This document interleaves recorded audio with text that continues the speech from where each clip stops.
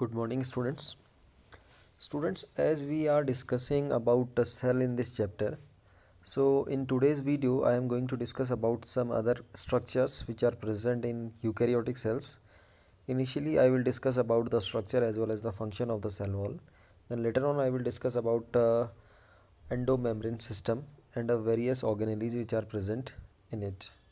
So, students, initially, I want to tell you that cell wall is a very important structure.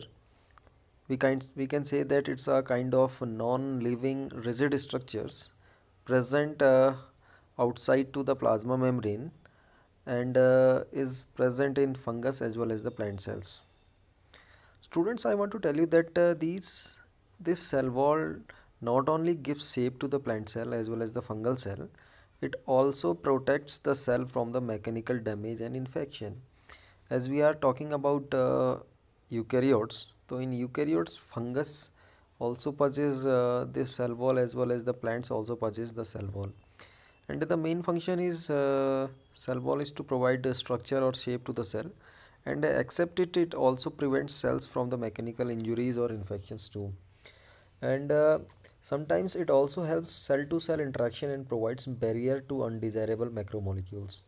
Means it is a kind of partition between cells, and sometimes it also provides or it also helps in the interaction between the materials between two different cells.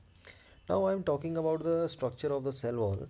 If we will observe the cell wall of algae, so we will find out that its cell wall is made up of glucose, glucans, manganese, minerals like calcium carbonate.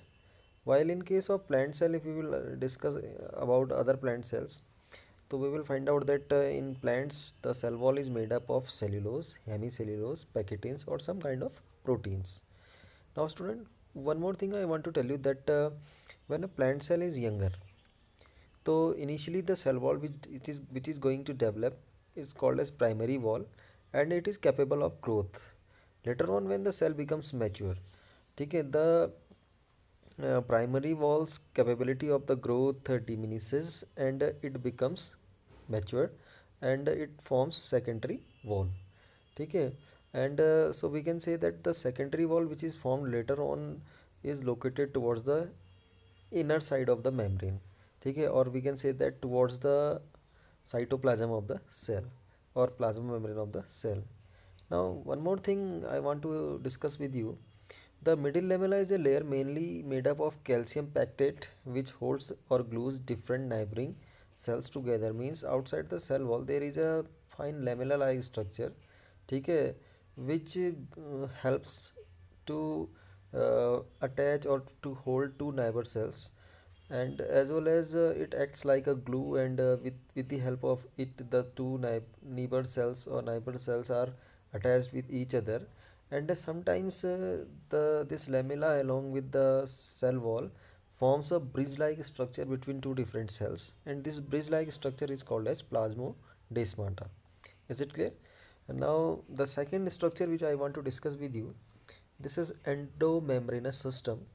Now as we know that inside the eukaryotic cell cytoplasm there are various type of cellular organelles, and these cellular organelles are either covered by some membranes, and these membranes are, while these are covered by membranes, so that's why we can say that these are membrane bound organelles. Especially if I will talk about each and every one, then we will find out that in terms of structure and function all the membrane bound organelles are different, but in some way they are interconnected or coordinated with each other, so that's why they all are included into uh, membrane bound cellular organelle or endomembrane system. Okay, they are included in endomembrane system. So what are the different organelles which are kept into the endomembrane system? The first one is endoplasmic reticulum, the second one is Golgi body, third one is lysosome, fourth one is vacuole. So all these four organelles are kept or are enclosed or are studied under the endomembrane system. You will be surprised since mitochondria and chloroplast have also membrane, but these are not uh, kept with the kept along with these other cellular organelles. The reason behind is that because the mitochondria and the chloroplast or plastids as well as the peroxisomes are not coordinated along with these other structures. Now initially I am talking about the endoplasmic reticulum. Since we know that if we will study about the structure of the cell with the help of the electron microscope, so we will find out that there are some structures which are tubular in shape, and these are attached with the nuclear envelope membrane. Okay, and sometimes they have ribosomes on their surface, and sometimes they do not have ribosome on their surface.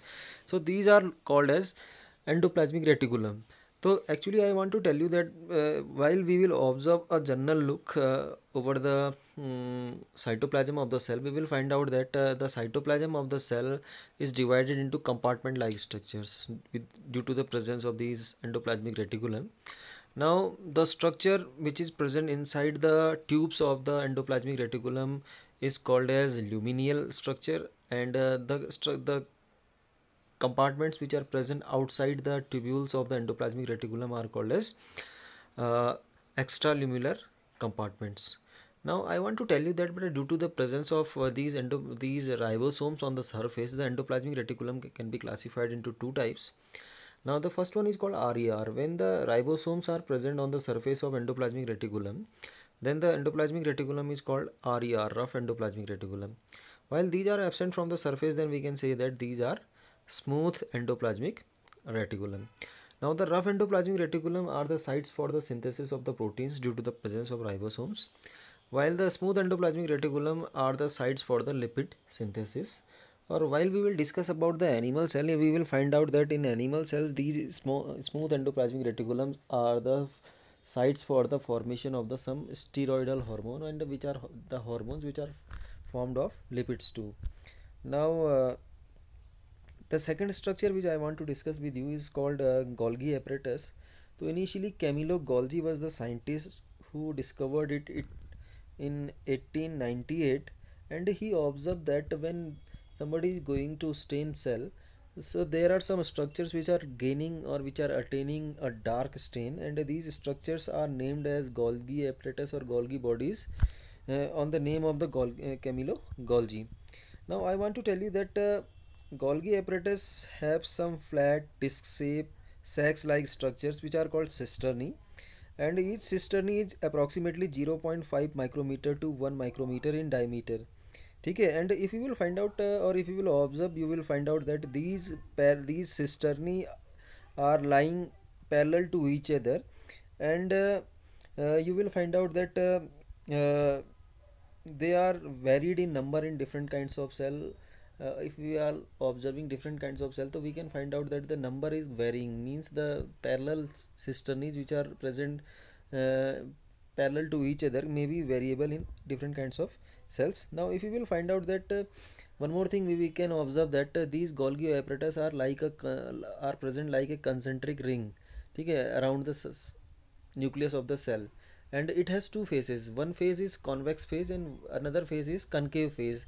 Its convex phase is also called as forming phase or cis phase, while its concave phase is called as trans phase or maturing phase. I want to tell you one more thing. This Golgi apparatus is in the direct contact of the endoplasmic reticulum. Now the vesicles of the endoplasmic reticulum are producing different kinds of proteins, and these vessels are attached with the cis phase of the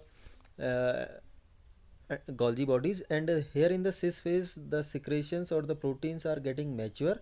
After maturing, they are passed into the trans phase of the Golgi bodies, from where they are stored and released whenever the things are necessary.